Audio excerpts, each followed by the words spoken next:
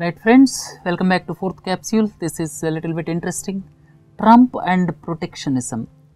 And some weeks ago, we deliberated on end of globalism. Now we are going to deliberate on Trump and protectionism. And nowadays, people are talking about protectionism, nationalism, anti-globalism, or you can say anti-globalization forces. These words are in the news recently, and we are going to deliberate what is going to happen after the victory of Donald Trump. Please look into this map. This is United States of America, and if you look at the election result, the prosperous West Coast as well as Northeast predominantly voted for Hillary Clinton. The prosperous West Coast as well as Northeast voted predominantly for Hillary Clinton, and these are the areas which became rich because of a services sector. And if you look at the interior areas, these areas predominantly voted for Donald Trump. Why they have voted? Because they felt the pinch of decline of manufacturing sector. Loss of jobs in manufacturing sector are felt entirely by the people residing in interior areas. The states like California towards West Coast as well as New York towards Northeast, they do not feel the pinch because they are well off with the emergence of IT based services sector. But the manufacturing sector decline is felt by the interior areas of the country. That's why they voted for Donald Trump. I have given here USA and the manufacturing sector.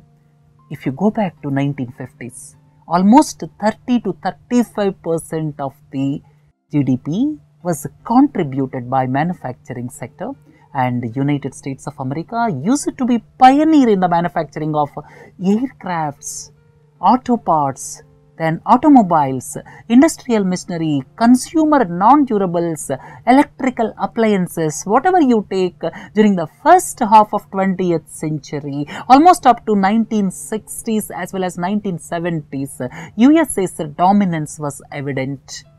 And gradually, during the past 40 to 50 years, what happened? Labor-intensive manufacturing moved to low-wage countries. Labor-intensive manufacturing moved to low-wage countries, and the other important aspect is the emergence of Asian giants like Korea as well as Japan. Korea, Japan came to the forefront in 1960s, 1970s. That is one reason. Second reason is China came to the top from 1990s. During the past 25 years, China's resurgence to the top also caused a death blow to the manufacturing sector of United States of America. And now also USA is manufacturing certain aircrafts, semiconductors and defense equipments, but they are mostly due to automation and less labor intensive. So USA suffered because of two reasons. One is labor intensive manufacturing moved to Asian countries. The second aspect is some of the high-end manufacturing is still with USA, but mostly automation took place. Because of these two reasons, job losses occurred in the interior parts of United States of America. Right? And during the past 30 years, employment in manufacturing sector reduced from 20 million to 12 million. That is the reason why the people in Michigan or Pennsylvania predominantly voted for Donald Trump. Then the next point is the victory of Donald Trump, undoubtedly due to the emphasis on nationalism. He emphasized on make America great again. Emphasis on nationalism, protectionism, then at the same time anti-globalism. These forces ensured the victory of Donald Trump in United States of America. Right? And if you look at USA and China, this is very important because of the reason China's exports to USA are predominant. Let us see, China accounts for almost 17% of total American trade. And second point is Chinese exports to United States of America are around $480 billion, whereas India's exports to USA are around $40 billion, but whereas China's exports to USA are around $480 billion, and USA's exports to China are just $150 billion. And USA suffered mostly due to the losses in manufacturing sector, and China is the focus country as far as this nationalistic forces or anti-globalization forces are concerned. Because of the reason, China's exports to United States of America are around $480 billion.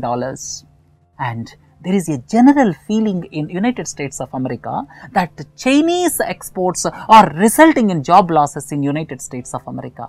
And during the election campaign, Donald Trump stated that he will impose 45% of across the board levy on Chinese goods. He stated during the election campaign that he will impose 45% tariff on Chinese goods and 35% tariff on Mexico goods. Let us wait and see how Mr. Trump is going to act once he assumes office in January. And more anti-globalism forces are becoming active in European countries like Germany, France also. So nowadays, people are trying to protect the jobs in their own countries. That is the meaning of protectionism. Most of the developed countries are feeling the pinch because of the reason most of the jobs, in their opinion, shifted to developing countries because of low cost labor available in those countries. Right? So let us look at the constitutional provisions, whether Donald Trump has got the power or not. And please don't forget, US is constitutional republic, that is presidential constitutional republic, whereas India is parliamentary republic.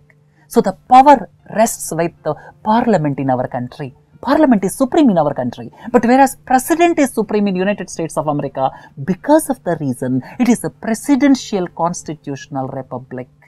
There also US Congress exists. One is House of Representatives, that is lower house. Please look into this. Lower house is there, upper house Senate is there, both put together are called US Congress, but president is supreme because it is presidential constitutional republic and president has got enormous powers. US Constitution grant the president broad powers on matters of international trade. He can abrogate the trade agreements. That is the precise reason why Donald Trump recently stated that he will not go ahead with the Trans-Pacific Partnership. Then he can levy tariffs on select goods, and if across the board levy is recommended, then US Congress approval is a must. So if you look at the powers of United States of America president, he got many powers to implement several aspects, whatever he has promised during the election campaign, but some of them require the approval of US Congress. Right? So this is Senate and Representatives, House of Representatives, lower house, and Senate is upper house. This is known as US Congress. And now what will happen now? This is in everybody's mind. Donald Trump is talking about making America great once again, and at the same time he is talking about protectionist tariffs on the goods. And all of you, please don't forget about tariff barriers and non-tariff barriers. And Donald Trump is talking about tariff barriers with the imposition of tariffs ranging from 30% to 50%. And I have given here what will happen now. The public opinion, especially in the less educated people and from among the people from small towns, especially in the Rust Belt, or predominantly in favor of trade policies that would benefit American manufacturing. So people want glorious American manufacturing once again. That's why it appears that the trade barriers, or you can say tariff barriers, are going to happen once Trump takes over. And the second point I have given here, the people especially in the Rust Belt feel that low-wage countries are taking advantage of free trade policies of United States of America, and hence tariff barriers appears to be imminent. why the manufacturing shifted to low wage countries, because the tariff barriers are not there. That's why they are getting freely manufactured in countries like China or Vietnam and subsequently exported to America, because these tariff barriers are not there. When tariff barriers of 30%, 40% are there, then people find it economically unviable. Now people want tariff barriers so as to create more jobs for the Americans. Then the third point is, only a third of US imports now are on the tariff list. That too, the duties are insignificant. The duties are too low. And what can you expect now? Now more and more goods will come to the tariff list. That is one part. And the other part is tariffs or duties will also increase. So two things may happen. More and more goods may be included under the tariffs list. That is one part. The second part is inevitably the duties or tariffs will increase, because Donald Trump himself stated that the tariff on Chinese goods will be 45%. Then consequently, there is every possibility that FDI flows in manufacturing sector to developing countries may also reduce. When America is giving more emphasis on manufacturing, own manufacturing, then what will happen? FDI flows to developing countries may reduce, because not only America, nowadays other countries also may come on board to impose these protectionist tariffs. Then subsequently FDI flows to developing countries may reduce. Right? So finally, it is not clear whether the measures to be taken by the President-elect Donald Trump will bring back manufacturing jobs to the country or not, because there are two aspects nowadays. One is more and more automation, and second thing is job losses are taking place because of automation. Under these circumstances, it is a $1 million question whether manufacturing will create further jobs. In the era of automation, we are seeing driverless cars. We are seeing 3D printing. Under these circumstances, how many more jobs will be created? That is $1 million question. But one thing is clear, developing countries are definitely going to be affected because of the protectionist measures of developed countries. Because of the reason, when developed countries impose protectionist measures, then automatically FDI flows may be impacted to developing countries or emerging market economies. Right? So the developing countries or emerging market economies like India have to understand this reality and have to gear up their domestic policies so as to look at this imminent possibility. Right, friends? With this, let us conclude Trump and nationalism or protectionism. Have a nice day. Thank you.